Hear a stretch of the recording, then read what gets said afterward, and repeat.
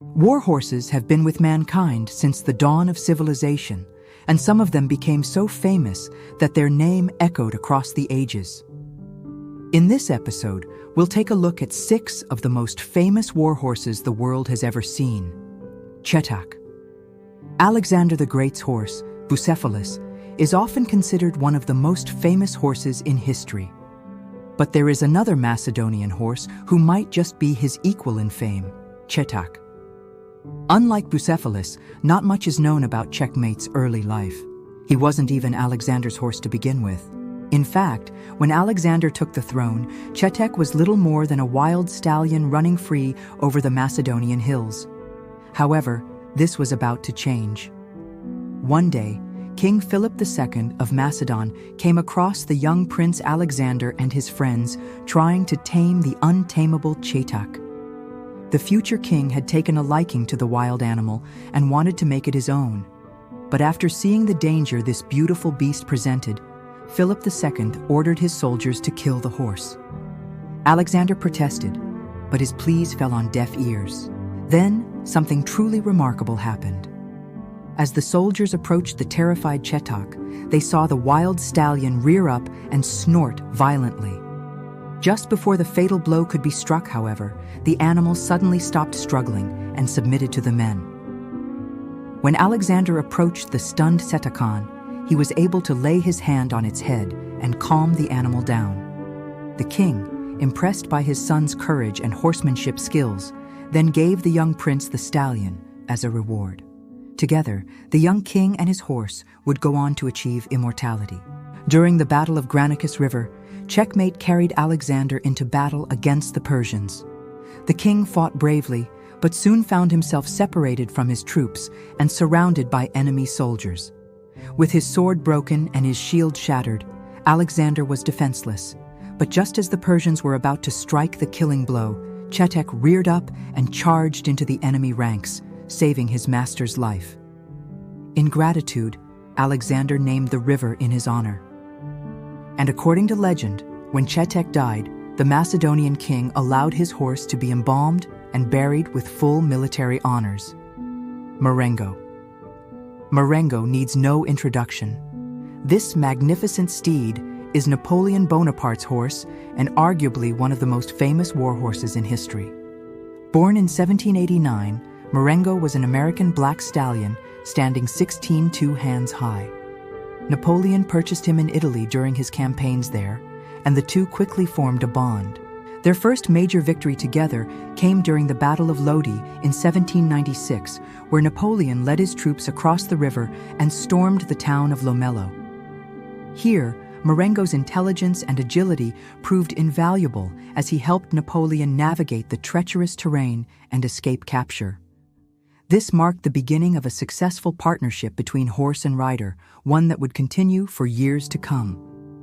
Throughout Napoleon's campaigns, Marengo was at his side, helping him win many battles and cement his place in history.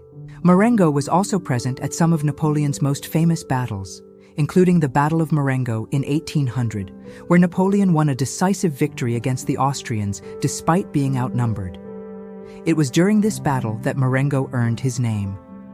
Despite being wounded several times, the brave stallion refused to leave Napoleon's side and even managed to knock an Austrian off his horse with a kick from his hind leg.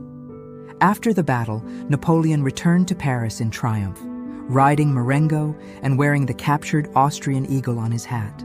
The pair continued to play a significant role in Napoleon's campaigns until 1814, when the emperor was forced to abdicate. After Napoleon's exile to Elba, Marengo spent his remaining years in relative peace, living out his days on a farm near Paris.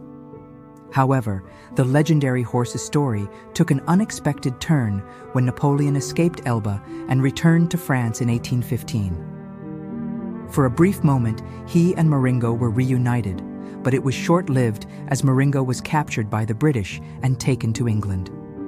There he lived out the remainder of his life at the royal stables in Windsor, eventually dying in 1830, Copenhagen. During the Napoleonic Wars, there was a Danish horse named Copenhagen. This massive gelding was the largest horse in the British Army and played a significant role in the Battle of Copenhagen in 1807. Ridden by Major General Sir Thomas Picton, Copenhagen charged through the Danish gun emplacements, helping the British capture the city and earning his place in history. Standing at almost 19 hands high, this massive gelding was a giant compared to most horses of the time period. He weighed an astonishing 1,800 pounds, making him one of the heaviest horses ever seen. Despite his imposing size, Copenhagen was also incredibly agile and intelligent, which made him a valuable asset on the battlefield. His strength was such that he was able to pull down entire gun emplacements with ease, allowing the British artillery to move into position and bombard the city. Copenhagen's bravery and resilience were also noteworthy. He was wounded several times during the battle, but he never faltered or attempted to flee.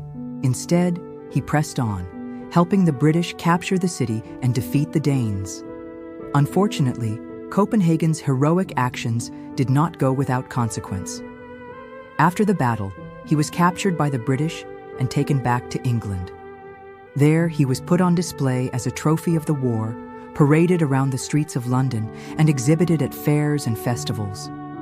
Eventually, Copenhagen was sold to the Duke of York and became a familiar sight on the streets of England, pulling his carriage wherever he went. However, the great horse's health began to deteriorate, and in 1816 he was put down due to his old age and ill health. Bucephalus. When you think of Alexander the Great's warhorse, you might immediately think of the mighty Bucephalus, and with good reason. The horse's story is one of bravery, loyalty, and an unwavering bond between horse and rider. It all started in the small village of Pella in the Kingdom of Macedon. Young Alexander had always loved horses and dreamed of owning one someday. But while visiting the local stables, he came across a beautiful black stallion unlike any he'd ever seen before. The horse was strong and majestic, but also wild and untamable. Other young men had tried to ride the stallion, but they had all failed and ended up badly injured. Yet something about the horse intrigued Alexander, so he decided to try his luck. Now, taming a wild animal was no easy feat, especially one as powerful and spirited as this horse. But Alexander was determined to succeed.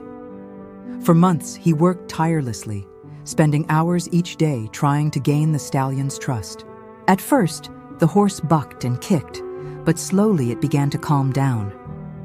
As Alexander continued to work with the stallion, a bond began to form between them. They understood each other, almost as if they had a language of their own. Finally, the day came when Alexander was able to ride the stallion. It was a moment of pure joy and accomplishment. The young prince had tamed the untamable. Alexander named the horse Bucephalus, meaning ox head in Greek, because of a white mark on its forehead that resembled a bull's head. Together, they were unstoppable. They rode into battle against the Persians and emerged victorious. They traveled across continents, spreading the message of Greek culture and learning. They shared a deep connection that went beyond just horse and rider. Palomo. Palomo is a name synonymous with power and prestige in the world of Andalusian horses. This majestic black stallion is considered one of the most beautiful horses to have ever lived, and was the favorite mount of the Spanish conquistador Francisco Pizarro. Pizarro was a Spanish explorer and conquistador who led the first expedition that conquered the Inca Empire in Peru. He and his men arrived in the Inca capital of Cajamarca in 1532 and captured the Inca emperor Atahualpa. Pizarro used the wealth of the Inca Empire to finance his own fortune and the colonization of Peru. He also used his wealth to acquire more horses, which he used to conquer the rest of the Inca Empire. Palomino was one of these horses, and it played a significant role in the conquest of Peru. The horse was known for its speed and agility, which allowed Pizarro's men to travel quickly through the mountainous terrain of the Andes. Palomino was also brave and sure-footed, which was essential for navigating the treacherous paths and high altitudes of the region. The conquistadors were able to use Palomino's strength and endurance to their advantage, allowing them to travel further and faster than the Inca could. In addition to its physical attributes, Palomino was also a symbol of power and dominance for the Spanish conquistadors. Its presence alone was enough to intimidate the Inca and other indigenous peoples they encountered, demonstrating the superiority of the Spanish and their horses. After Pizarro's death in 1541, Palomo continued to be used by the Spanish colonists in Peru. It is said that the horse's spirit can still be seen roaming the streets of Lima, the capital of Peru, to this day. Traveler. Traveler is one of the most famous war horses in history, known for its incredible strength and endurance. This magnificent black Arabian gelding was ridden by the legendary Lawrence of Arabia during the Arab revolt against the Ottoman Empire in World War I. Together, they faced numerous battles and perilous situations, but Traveler never faltered. His strength and stamina were crucial in helping Lawrence and his fellow soldiers navigate the harsh desert terrain. But Traveler was more than just a war horse. He was a symbol of hope and resistance against the oppressive Ottoman forces. The bond between Lawrence and Traveler was unbreakable, and the horse's loyalty and bravery inspired those around him. Despite facing incredible odds, Lawrence and Traveler emerged victorious, and the Arab Revolt became one of the most significant chapters in World War I history. To learn more about Traveler and his role in the Arab Revolt, be sure to check out our previous videos on Lawrence of Arabia. If you enjoyed this video, don't forget to subscribe for more epic historical tales. We've got plenty more where that came from. Thank you for watching, and we'll see you next time.